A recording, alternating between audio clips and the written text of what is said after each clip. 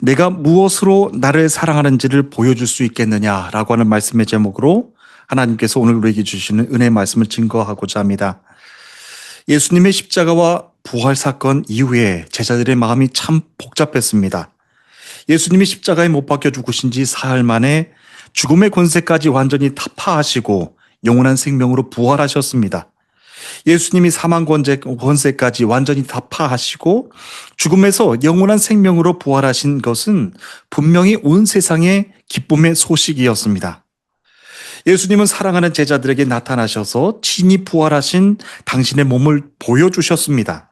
믿지 못하는 제자에게는 당신의 손에 난 못자국과 옆구리에 난 창자국을 보여주시면서 직접 내 손으로 만져보고서라도 나는 내가 믿기를 원한다라고 하시면서 그를 믿는 제자가 되게 해주셨습니다. 그리고 또 밤이 맞도록 물고기를 잡지 못해서 크게 상심하고 있던 제자들에게는 많은 물고기를 잡게 해주시면서 그들이 십자가와 부활 사건 이후에 또 앞으로 그들이 살아가야 될 그들의 믿음의 삶 속에 두려움과 상심이 아닌 새로운 소망과 기쁨을 갖게 해주셨습니다. 부활하신 예수님은 갈릴리 호숫가에서 숯불을 피워놓고 그 위에 물고기와 떡을 구워 놓으시고 당신의 사랑하는 제자들과 함께 조반을 나누고 싶으셨습니다. 그런데 기뻐해야 될 제자들의 표정이 전혀 밝지가 않았습니다. 그 중에서도 특별히 베드로의 표정이 많이 어두웠습니다. 예수님의 다른 제자들 중에서도 베드로의 표정이 가장 많이 어두울 수밖에 없었던 이유가 있었습니다. 그 이유는 예수님과 베드로 그 두 사람만 알고 있는 그날 밤에 관한 일 때문이었습니다. 예수님이 십자가에 못 박히시기 전날 밤 주님은 당신의 사랑하는 제자들과 함께 마지막 만찬을 나누셨습니다. 예수님은 그 자리에서 베드로에게 네가 오늘 밤 닭이 울기 전에 나를 3번 모른다고 부인할 것이다 라고 하셨는데 그 자리에서 베드로가 말씀드리기를 분명히 아니라고 말씀을 드립니다. 아마도 예수님을 향해서 자신이 얼마나 많이 사랑하고 있었는지 주님이 자신의 마음을 몰라주시는 것 같아 많이 서운하고 화도 났던 것 같습니다. 그런데 예수님이 제자들과 함께 그 마지막 만찬 이후에 유다의 배신으로 예수님은 감람산에서 기도하시다가 군병들에게 체포당하십니다. 제자들은 예수님이 군병들에게 체포당하시는 그 모습을 바로 앞에서 목도하면서 겁이 나서 두려워서 공포스러운 마음에 뿔뿔이 흩어져 도망치고 맙니다. 그 상황에서 베드로도 마찬가지였습니다. 예수님을 끝까지 지켜드리지 못하고 도망을 치는데 베드로는 멀찍이 따라가다가 대제사장 집들 앞에서 예수님이 신문 받으시는 모든 과정들을 숨어서 지켜보고 있었습니다. 바로 그때였습니다. 베드로는 추워서 뜰에서 불을 쬐고 있었는데 그 집에 있던 여종 하나가 나와서 베드로를 알아보고서는 너도 예수와 한패라고 하면서 추궁을 하기 시작하는 겁니다. 베드로에겐 그때가 굉장히 공포스러운 상황이었을 것입니다. 예수와 한패가 맞다라고 말을 하면 그날 자신도 예수님과 함께 십자가에 처형받고 죽게 받게 될 것이라고 하는 생각이 들었을 것입니다. 그때 그 순간을 어떻게 해서라도 피해가야 되는데 베드로는 그 자리에서 그만 3번이나 예수님을 모른다고 부인을 하고 만 것입니다. 십자가의 죽음에서 영원한 생명으로 부활하신 예수님은 그렇게 두려워서 주님을 버리고 도망친 당신의 제자들을 다시 만나고 싶으셨습니다. 그래서 그들을 다 일일이 찾아가시는 겁니다. 그들의 마음을 위로해주고 싶으셨기 때문입니다. 예수님은 당신의 사랑하는 제자들과 함께 가장 추억을 많이 쌓았던 갈릴리 호숫가에 다시 오셔서 숯불을 피워놓고 조반을 함께 하시고 싶으셨습니다. 베드로는 그 숯불을 보면서 순간 전날 예수님을 부인했던 그 많은 생각들이 순간 스쳐 지나갔을 것입니다. 많은 사람들 앞에서 주님을 모른다고 부인했던 그날의 자신의 모습이 떠올라서 예수님께 한없이 죄송하고 또 울고 싶은 마음이 들었을 것입니다. 그 때문에 베드로는 주님과 가장 많은 추억을 쌓았던 그 갈릴리 호숫가에서 죽음에서 부활하신 예수님을 뵙고서도 도저히 마음이 기쁘지를 못했던 겁니다. 예수님과 베드로 그 두 사람만 알고 있었던 그날 밤의 일 때문에 베드로는 그 죄스러운 마음에 응어리를 풀기 전까지는 앞으로 예수님을 뵙고도 기쁘지가 못한 겁니다. 베드로는 그 죄책감의 문제를 어떻게 해서든지 풀고 싶었을 것입니다. 하지만 혼자서는 풀지를 못합니다. 예수님이 베드로 자신을 다시 찾아오셨고 밤이 새도록 물고기를 잡지 못하는 그때 상심하고 있었을 때 주님은 물고기를 많이 잡게 해주시면서 그들의 상한 마음을 위로해 주시고 고쳐주셨는데도 바로 그 자리에서 예수님께 나아가 주님 죄송합니다. 겁많은 주의 제자를 용서해 주시고 다시 영적인 기쁨을 회복하게 해 주옵소서 라고 하면서 주님께 이 한 말씀을 드리지를 못했던 겁니다.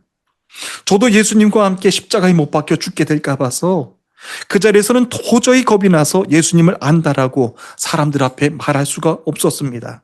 겁 많고 신실하지 못한 이 주의 제자를 불쌍히 여겨주시고 용서해 주옵소서 라고 하면서 주님께 회개하는 그 말씀 한마디를 드리지 못하는 겁니다.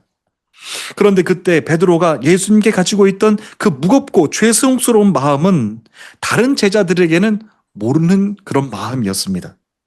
오직 예수님하고 베드로 자신만 아는 마음입니다.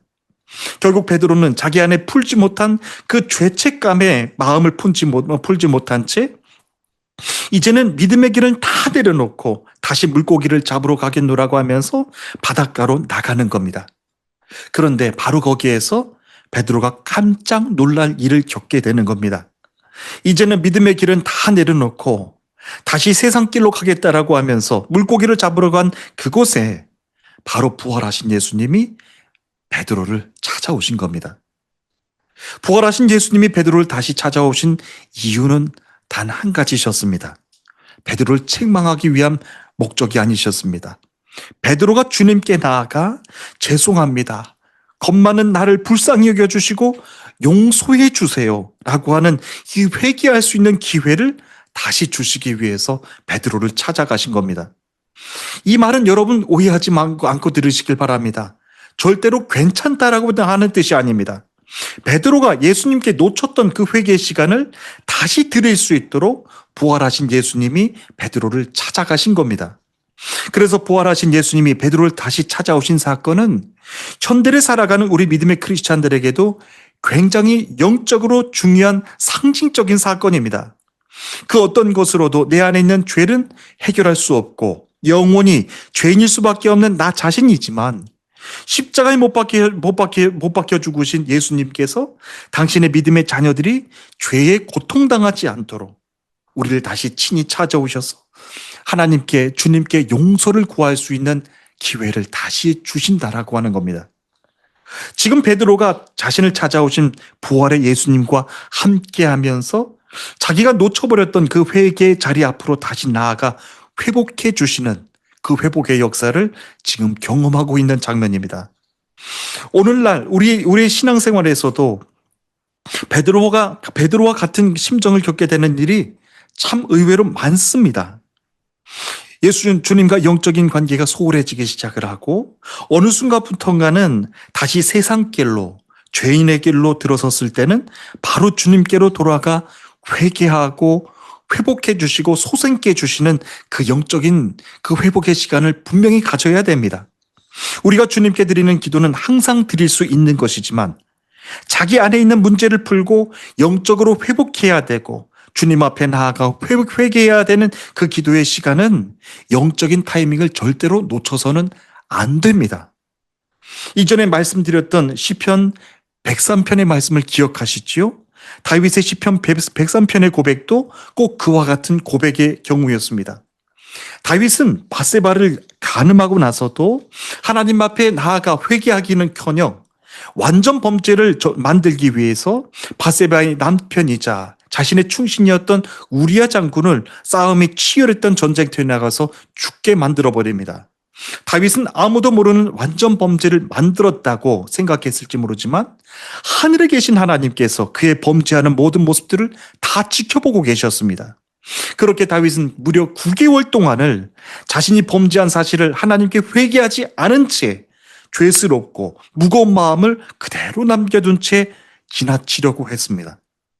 근데 하나님은 그 사실을 나단 선지자를 통해서 다윗에게 전하게 하셨는데, 그때는 이미 다윗이 하나님께 회개할 수 있는 믿음의 타이밍을 놓친 때였습니다. 그리고 그렇게 해서 첫 번째로 낳은 아들도 하나님께서 다 거둬 가셨죠. 그러니까 다윗이 어떤 심정으로 시편 103편을 기록을 했고 찬송을 했겠습니까? 내 영혼아 여호와를 찬송하라. 내 속에 있는 모든 장기 기관들아 다 그의 거룩한 이름을 송축하라. 라고 하면서 온 힘을 다해서 다시 하나님께 회개의 영을 받기를 간구하면서 회복해 주시기를 간구하면서 그렇게 찬송을 하는 거예요. 죄스러운 마음을 9개월씩이나 품고서 완전 범죄를 저지르려고 했는데 하늘에 계신 하나님께서 다 보셨던 걸 나단 선지자의 입술을 통해서 다 듣게 하신 거예요. 얼마나 다윗이 두려웠고 그 상황 가운데서 다시 회복해 주시는 그 영을 구하며 이 시편 103편을 찬송했겠습니까? 자기가 여호와 하나님을 속였다라고 하는 죄책감, 그 고통 속에서 다시 용서해 주시기를 간구하면서 얼마나 부르짖으면서 기도를 했겠습니까? 오늘 주시는 말씀 속에서 베드로의 심정도 꼭 그와 같은 겁니다. 주님께 나아가 회개해야 되는데 그 회개해야 되는 영적인 타이밍을 놓쳐버리고 그냥 세상 속에서 파묻혀 살려고 했던 겁니다. 그런데 주님은 그걸 다 지켜보고 계셨던 거예요. 사람들 앞에서 나는 예수가 누구인지 모른다고 3번이나 부인을 했던 베드로였습니다. 그리고 주의 길은 이제 다 내려놓고 다시 세상으로 나아가 나는 물고기 잡으면서 살겠노라고 하면서 자신에 대해서도 바로 주님 앞에 나아가 겁 많은 자기 자신에 대해서 용서해 달라고 회개하는 시간을 갖지 못한 채 다시 세상 속으로 나가려고 했던 베드로였습니다. 그런데 베드로가 예수님께 기도해야 되는 그 회개 타이밍을 놓치자 어떻게 해야 됩니까? 계속해서 주님 주변으로만 계속해서 빙빙 돌면서 방황하는 베드로의 모습을 보게 되는 거예요. 영적인 기쁨과 앞으로의 소망은 다 상실해버린 채 늘 세상을 두려워하면서 세상을 걱정하면서 염려하면서 살아가는 베드로의 모습을 보게 되는 거예요. 그런데 예수님은 그 베드로의 마음을 다 헤아리고 계셨던 거예요. 15절 말씀에서 예수님이 베드로에게 이렇게 물으십니다. 그들이 조반을 먹은 후에 예수께서 시몬 베드로에게 이르시되 요한의 아들 시몬아 내가 이 사람들보다 나를 더 사랑하느냐 물으십니다. 예수님은 베드로에게 3번 똑같은 질문을 하시는데 마지막에는 내가 정말로 나를 믿느냐 라고 하신 것이 아니었어요. 3번째도 똑같은 말씀으로 물으셨습니다. 내가 나를 사랑하느냐? 내가 나를 믿느냐라고 베드로를 몰아치신 것이 아니라 내가 나를 사랑하느냐라고 물으셨던 것입니다. 여러분 이 말씀은 무슨 뜻입니까? 베드로는 이전에 분명히 주님을 사랑한다라고 큰 소리를 치면서 호언장담했던 사람입니다. 그런데 결정적인 순간에는 모른다고 부인을 하고 만 것이죠. 우리 인간의 언어에서는 사랑의 반대는 아마도 미움과 증오와 같은 감정들을 꼽을 수 있을 것입니다. 그런데 베드로에 있어서 사랑의 반대는 미움과 증오가 아니었습니다. 나는 당신이 누군지 모릅니다. 나는 저 사람이 누군지 모릅니다라고 고백했던 그 마음이었습니다. 여러분 우리 믿음의 성도들에게도 마찬가지입니다. 사랑의 반대는 증오가 아니라 주님을 모릅니다라고 하는 겁니다. 그러면서 세상 사람들과 똑같이 살아가는 것, 그것이 사랑의 반대입니다. 그래서 예수님은 베드로에게 지금까지 나를 따르면서 고백했던 사랑은 그럼 어떤 사랑이었느냐라고 지금 물어보시는 겁니다. 하고 계시는 겁니다. 결국 자기중심적이고 이기적인 사랑이었다는 겁니다. 자기가 예수님을 따라다녀야 되는 분명한 목적이 있었다는 것이죠. 예수님이 왕이 되셔야 그 당시 로마의 압제에서도 자유로워질 수 있고 또 높은 자리에 오를 것도 기대했기 때문에 주님을 따라다녔던 겁니다. 그 때문에 다른 제자들도 베드로도 예수님을 끝까지 따라다녔던 겁니다. 그런데 그 십자가 아래에서 그들의 마음이 다 들통나고 말았던 것이죠. 그들이 그토록 확실하게 예수님을 사랑한다고 했던 고백이 십자가 앞에서 다 가짜였음을 드러나게 된 거예요. 결국 자기 영광과 이익을 챙기기 위한 이기적인 사랑이었다라고 하는 겁니다. 그런데 예수님께서 베드로에게 다시 또 물어보시는 겁니다.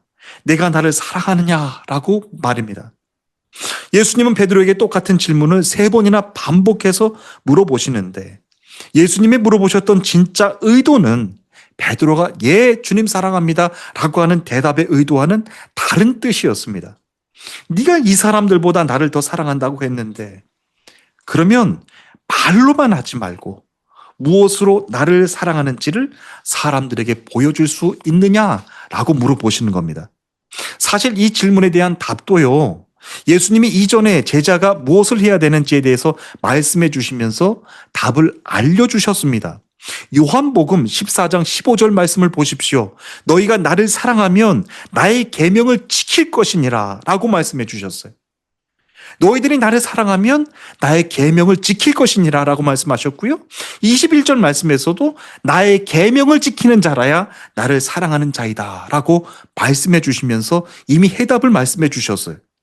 그러니까 자기 감정대로 주님을 사랑한다라고 강하게 그렇게 말로만 한다고 해서 사랑하는 것이 아니라 나의 계명을 지키는 자라야 나를 진짜 사랑하는 자다.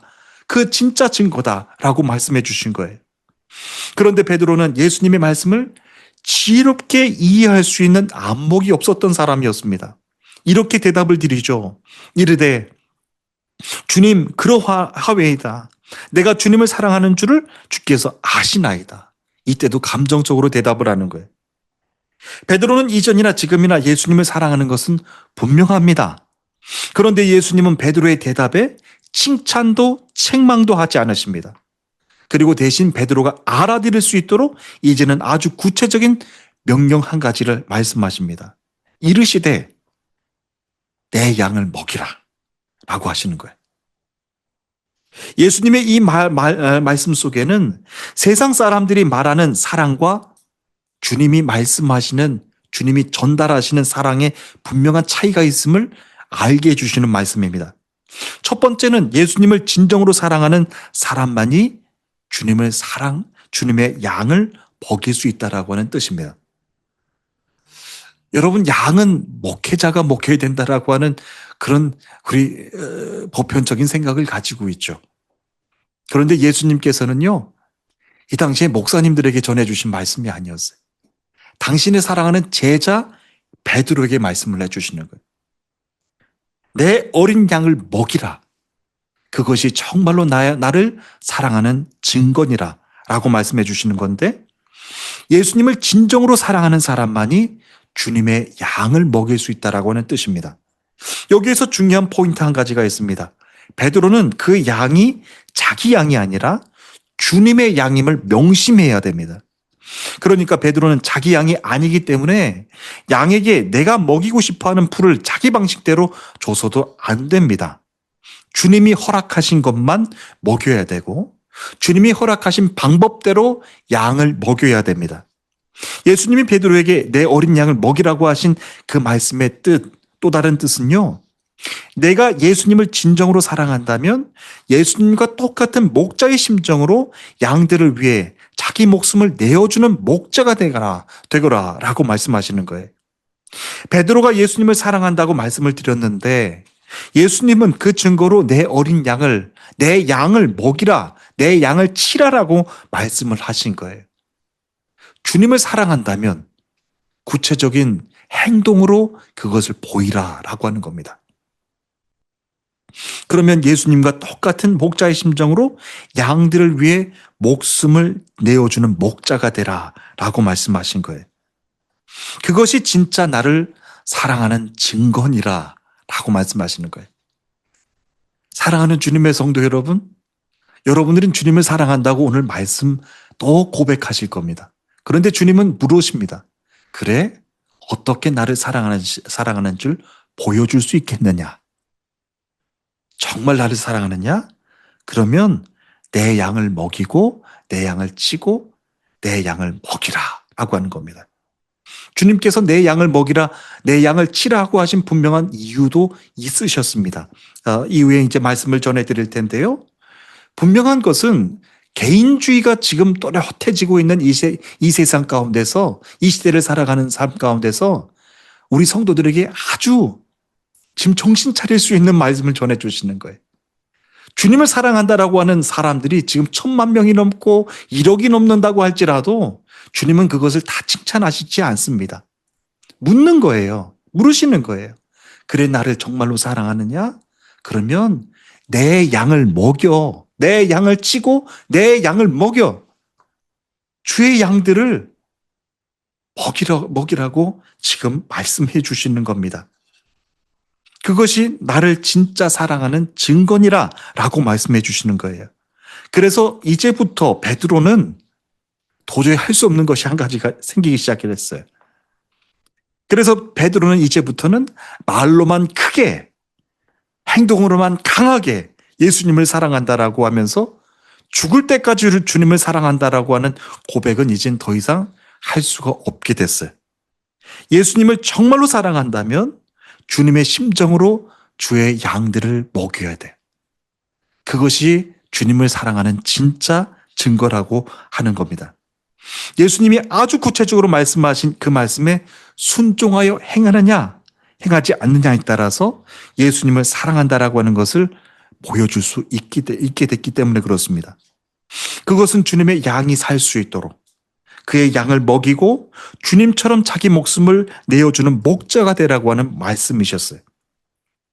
여러분, 이는 1차적으로는 저와 같은 주의 양들을 맡겨주신 목회자들에게 주신 말씀입니다. 그러나 넓은 의미에서는요, 주님의 교회를 지키기 위하여서 모든 성도들에게 주신 말씀이기도 합니다. 나보다 영적으로 어린 양들, 나보다 영적으로 약한 이들을 돌보고 지키고 그들의 믿음이 넘어지지 않도록 그들을 위하여서 끝까지 너희들이 목자의 심정으로 지키라고 하는 말씀입니다. 그래서 주님은 오늘 이 시간에도 똑같은 말씀을 해주십니다. 너희들이 나를 사랑하느냐? 나를 정말로 사랑한다면 말로만, 기도로만 그렇게 연불 내어듯이 하지 말고 내 자신을 희생해서 주의 양이 살 수 있도록 먹이는 걸 보여줘라. 주의 양이 정말로 강건할 수 있는 것을, 행할 수 있는 것을 보여주는 것을 나에게 보여줘라 라고 하는 말씀을 더해 주시는 거예요. 베드로는 예수님이 자신에게 주신 계명을 지키는 것이 예수님을 사랑하는 것인 줄을 깨닫고 나서, 여러분, 베드로전서 5장 2절과 3절 말씀에서 이런 고백을 합니다. 너희 중에 있는 하나님의 양무리를 치되 억지로 하지 말고 하나님의 뜻을 따라 자원함으로 하며 더러운 이득을 위하여 하지 말고 기꺼이 하며 맡은 자들에게는 주장하는 자세를 하지 말고 양의 무리의 본이 되라 라고 하는 말씀을 베드로전서에 있는 말씀을 통해서 전했습니다. 십자가 앞에서 예수님이 모른다고 하면서 그렇게 두려워서 도망쳤던 베드로의 모습이 아니에요. 주의 말씀을 깨닫고 난 다음에 베드로의 고백은 달라진 거예요. 너희 중에 있는 양의 무리를, 하나님의 양 무리를 치되 억지로 하지 말고, 또 여기에서 또 제가 마음에 들어오는 말씀이 하나님의 뜻을 따라 자원함으로 하며 더러운 이득을 위하여 하지 말고 기꺼이 하며 맡은 자들에게 주장하는 자세를 하지 말고 양 무리의 본이 되라 라고 하는 말씀이에요. 예수님이 목자들이 그 더러운 마음까지 다 헤아리고 계시며 책망하시는 거예요.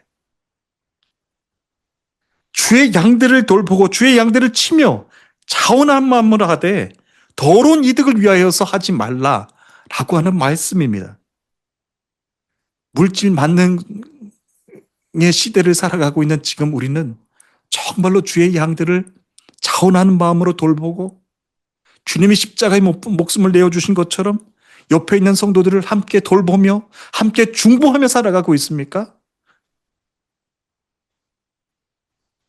너무너무 우리들에게 주시는 말씀이 책망해 주시는 말씀이지만 깨닫게 해주시며 정말로 사랑하는 목자가 양에게 주시는 말씀이기도 합니다. 베드로가 베드로전서를 기록했던 시기는요, AD 64년경이었는데 여러분 그때는 본격적으로 그리스도인들에게 네로 황제의 대박해가 시작되기 바로 직전이었습니다. 정말로 우연하게 그와 같은 시기에 로마의 대화재 사건이 이제 나게 되는데 로마의 대화재 사건 굉장히 유명한 사건이죠. 네로 황제는 그때를 놓치지 않고 눈의 가시와 같았던 그리스도인들을 방화범으로 지목합니다. 그래서 화형과 십자가형 그리고 사자들을 집어넣어서 사람들이 보는 앞에서 얼마나 비참하게 처참하게 두렵게 믿음의 사람들을 처형시키고 죽였는지 몰라요. 그 처형시키는 장면들을 다 보게 하면서 두려움의 그 공포의 시기를 지나게 만드는 겁니다. 바로 그와 같은 때 베드로가 베드로전서의 말씀을 통해서 고백한 거예요. 평안했을 때, 편안했을 때, 행복했을 때 베드로전서 말씀을 기록한 것이 아니었다라고 하는 거예요. 네로 황제의 그 엄청난 그 대박해가 시작했을 때 주의 양들을 돌보십시오. 주의 양들을 먹이십시오. 주의 양들을 치십시오. 라고 하면서 주님의 교회를 지키기 위한 그의 마음을 전했다라고 하는 겁니다. 예수님을 진정으로 사랑하는 것이 어떤 것인 줄을 몰라서 다만 자신의 감정에 이끌려서 행동과 말이 앞섰던 베드로였습니다. 그런데 십자가의 죽음에서 부활하신 예수님이 자기를 친히 찾아오셔서 다시 회개할 수 있는 기회를 갖게 해주시고